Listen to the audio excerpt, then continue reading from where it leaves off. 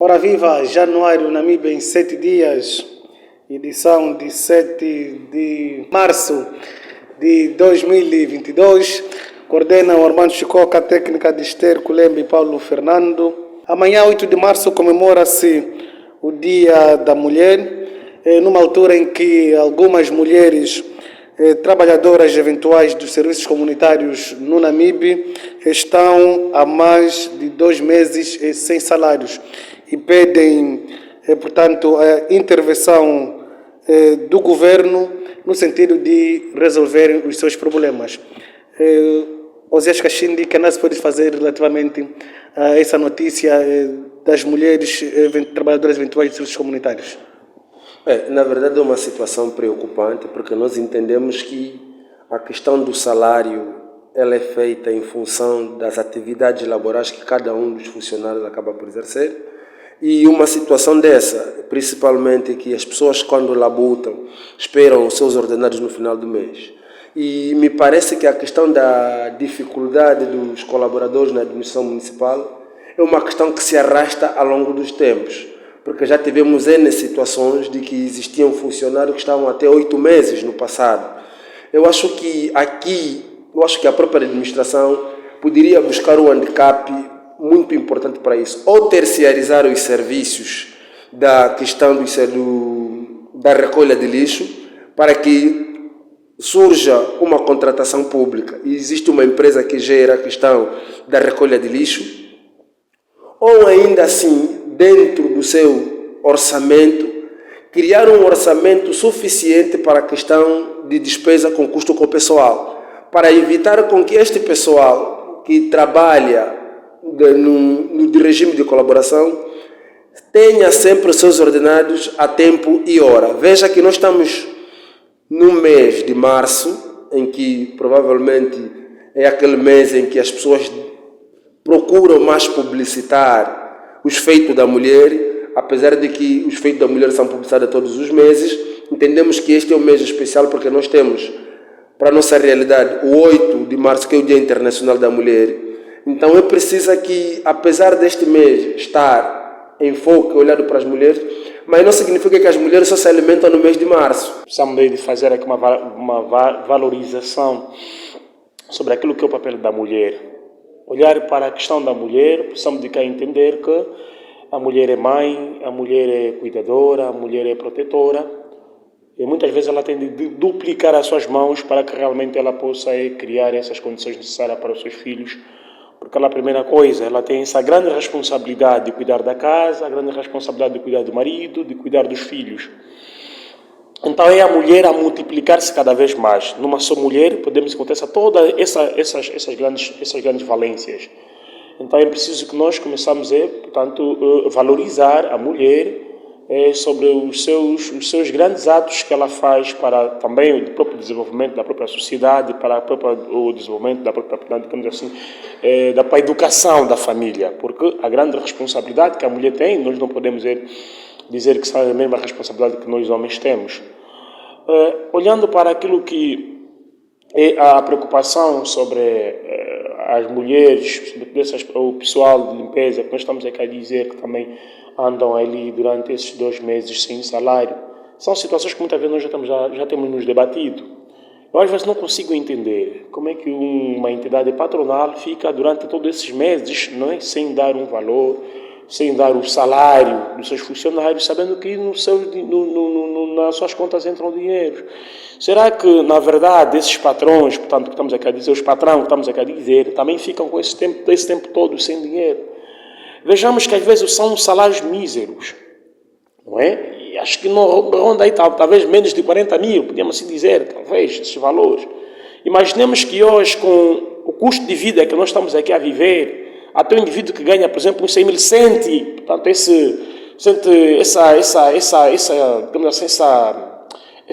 essa pressão do ponto de vista da própria organização. Imaginamos agora a família de alguém que fica submetido durante 3 meses ou 2 meses sem salário. Do que essa pessoa vai se alimentar? Quando não se dá ordenados às suas famílias, significa que nós estamos a agudizar cada vez mais a pobreza, porque são esses ordenados que acabam sustentar as suas próprias famílias. E é preciso que o Estado, nessa perspectiva, olhe os colaboradores com olhos de ver, não simplesmente como algumas pessoas, porque há uma forma de subvalorizar as pessoas que às vezes trabalham nos serviços comunitários. Porque se vocês olharmos nos serviços comunitários, até nós temos funcionários dos serviços comunitários que ficam nas ruas sem proteção. Muitas delas nem têm equipamentos apropriados para fazer recolha de lixo. E isto também acaba por afetar a questão da saúde das próprias famílias, da própria mulher. Imagine que uma mulher que já tem um ordenado baixo, e este mesmo ordenado não cai a tempo e hora, e ainda trabalha em condições precárias, nós estamos a dizer que a ideia, a probabilidade dessas mulheres apanharem as outras doenças é maior. Então é preciso que aqui também a própria administração crie essas mínimas condições de equipamentos. Fatores econômicos, sociais e culturais são apontados como principais causas do aumento de casos de infidelidade no seio das famílias angolanas, associados à violência doméstica de mulheres para homens. José Xaxindi. Na verdade são factos, porque a questão da infidelidade, existem várias razões da questão da infidelidade. E uma das razões é essas situações econômicas e sociais, porque hoje em dia também o conceito que se tinha de família enquanto núcleo central da sociedade, me parece que aos poucos vai desmoronando esse conceito, porque também hoje em dia conseguimos perceber a própria rotina da vida dos membros da família também acaba um pouco contribuindo naquilo que é o ambiente da própria família. Vejam que hoje em dia as pessoas saem praticamente de manhã, só regressam de noite. E hoje em dia praticamente a luta também pela sobrevivência, e isto vai acabar por acarretar situações que por vezes muitos dos cônjuges não acabam por perceber este lado de que por vezes um dos cônjuges foi à procura dos bens para a própria família. Na verdade é preocupante, e o Zé apontou certos fatores que contribuam realmente para que haja infidelidade. Olhando para a própria questão da situação econômica, que vai desgastando cada vez mais, fazendo com que as pessoas sintam-se, tal como dizia Michel Sander, um grande filósofo, podíamos hoje nos interrogar o que é que não está à venda hoje. Parece-nos que para teres uma mulher fiel é preciso que compra-na com bens, preciso que você dê aí a sustentabilidade. E quando já não há essa sustentabilidade, não tens dinheiro, então automaticamente nós vamos assistir à questão da própria infidelidade. Olhamos para a questão também da falta de diálogo. Muitos lares hoje já não há aquele elemento que podia tornar-se a base fundamental para alavancar a própria educação, assim, digamos assim, o que é o elemento que nós podíamos dizer, o diálogo. O diálogo é um elemento fundamental para ultrapassar muitas coisas. Infelizmente, hoje dialoga-se muito pouco. Depois temos aqui outro elemento, o fator educacional. É preciso nós construirmos aqui um elemento educacional nas famílias. As famílias, quando estão desestruturadas, evidentemente, os frutos que poderão sair daí são estes. Mototaxistas no Namibe vão ser formados em matérias de Código de Estrada, diz o comandante provincial da Polícia Nacional do Namibe, Alberto Sebastião Limão. Temos estado a notar que o próprio comandante provincial da polícia na província do Namibe tem estado constantemente a reunir com os mototaxistas na perspectiva de poder olhar naquilo que é a questão do Código de Estrada e daquilo que são os outros regulamentos que acabam por trazer naquilo que é o bom ambiente da circulação rodoviária. Se nós analisarmos a nossa província de um tempo a esta parte, cada ano que passa, o número de mototaxistas tem estado a aumentar. Isto também é uma forma de procurar emprego subterfúgio, né? Como a União Europeia chama de empregos subterrâneos. São esses empregos que, por vezes, também o autoemprego tem estado a mitigar as situações de que as famílias possam, mais ou menos, ter uma refeição ao dia. E isto vai ajudar com que os próprios mototaxistas consigam circular dentro da urbe com maior responsabilidade.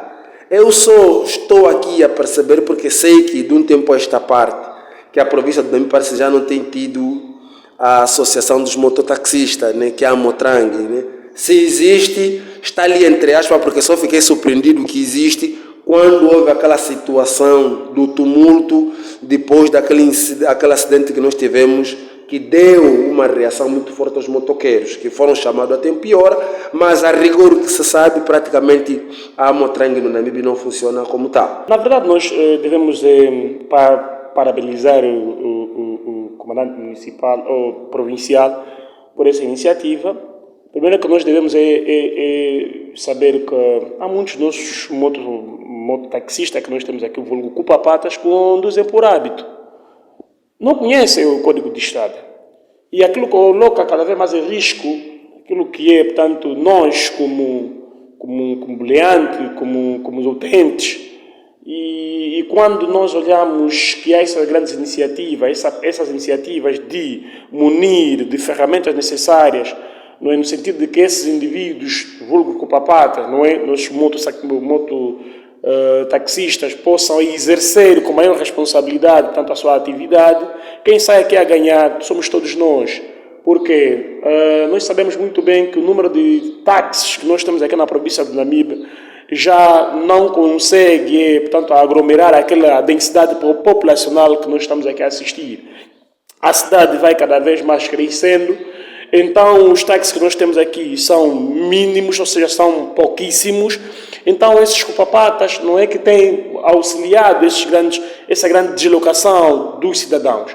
Então, mas é preciso que nós, tanto, tenhamos aqui indivíduos formados, indivíduos que compreendam a questão do Código de Estrada para que realmente possam levar pessoas com maior responsabilidade. Sociedade civil no Namibe critica atos de má governação em Angola, numa altura em que o presidente João Lourenço fez uma visita de cortesia ao ex-presidente José Eduardo dos Santos. Estamos governados e desgovernados ao mesmo tempo.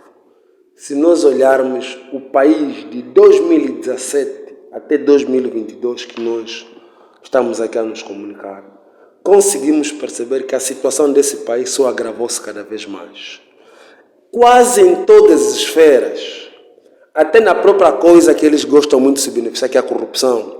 Praticamente só viemos mais legitimar o PIME, que continua a vermos administradores a serem julgados por razões até dos novos pacotes políticos que vão acontecendo. E por outra, do ponto de vista social, a situação está ali, é gravíssima. Eu refiro-me ao sul de Angola, que nós temos nessa altura mais de 20 mil angolanos fora do país, são os que saíram da região sul de Angola por causa da fome. Nós temos nesse país, continuamos a ter as estradas esburacadas, até as estradas principais. Não estou a falar de estradas secundárias, nem de estradas terciárias, não, só as estradas principais. Se nós olharmos para este país, a questão da fome, a questão de políticas familiares, de reinserção social para as famílias, políticas no setor da educação, nós até hoje não temos nenhum ministério modelo para o país. Nós não temos. Não conseguimos olhar assim, uau, Ministério Y é um modelo. Se todos os ministérios seguissem o modelo do Ministério Y, eu acho que teríamos mais ou menos uma Angola a caminhar para esse rumo. Nós estamos num país em que os modos operantes da governação do João Lourenço são praticamente semelhantes do governo do presidente anterior, José Eduardo dos Santos, só que desta um pouco mais agressiva. Se nós olharmos para o modelo de governação que nós temos até hoje, é que o João Lourenço, do ponto de vista do poder político que ele tem nesta altura, vai formando outra elite de poder econômico. Nós observamos muito bem o excesso de partidarização das próprias instituições, que até hoje disse muito bem. Quase todos os setores não são dependentes não são independentes. E há uma forte, digamos assim, presença aqui do partido naquilo que é a própria governação. Bem, isso também vai fazer com que realmente nós tenhamos um país do jeito que nós temos hoje. Se nós olharmos naquilo que o Zé estava aqui a dizer, e disse muito bem, qual é a política que nós temos a nível, quer dizer, estamos a falar política alimentar que nós temos aqui em Angola? Nós não temos. Nós aqui, a nossa própria agricultura é totalmente dependente daquilo que é da boa vontade das chuvas. Quando não há chuva, automaticamente aí Deus nos acuda. Olhando para as próprias instituições que nós temos aqui, são totalmente fragilizadas. Nós saímos de 2017 para 2022, estamos em 2022, colocar na balança daquilo que se fez com o novo governo da pessoa de João Lourenço, o que é que se fez? Como é que estão as nossas famílias hoje? Como é que está a própria sociedade do ponto de vista geral? Vamos olhar o número de pedidos a aumentar. Basta nós só abrirmos as janelas das nossas casas, estão lá as crianças a pedir um pouco de pão. Quer dizer, nós dormimos no petróleo, dormimos em rochas ornamentais, dormimos em recursos hídricos. Quer dizer, nós temos de tudo para sermos uma das grandes potências nesta. Quer dizer, temos terras aráveis. Me parece que o compromisso de quem nos governa é destruir esse país. Eu não quero trazer, porque eu não vejo vislumbrar de uma forma diferente. Porque me parece que tem um pacto de que, olha, enquanto eu governar, a única minha missão é destruir esse país. Porque, do contrário, eu não vejo uma outra visão. Veja aqui, os estudos do Plano Ageu mostraram que a região sul de Angola é a mais rica do mundo em termos de rochas ornamentais. E onde estamos a morrer? E onde nós estamos a morrer? Veja aqui, olha que engraçado. Os municípios mais ricos do ponto de vista de rochas ornamentais são os municípios que mais sofrem no sul de Angola. Estou a falar do município do Virei, onde tem lá empresas a explorarem essas rochas e ninguém fala do impacto ambiental daquilo que acontece, ninguém fala da responsabilidade corporativa que as empresas têm sobre aquelas comunidades. Eu estou a falar dos gambos, também Chibia, onde se faz essa exploração, mas é zona onde que as populações andam quilômetro.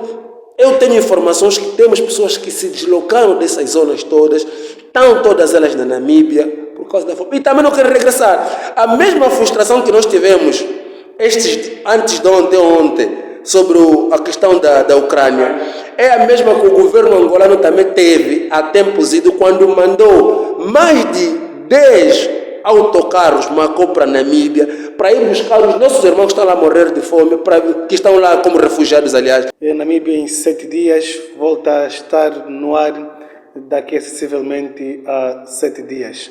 Estamos juntos. Aquele abraço.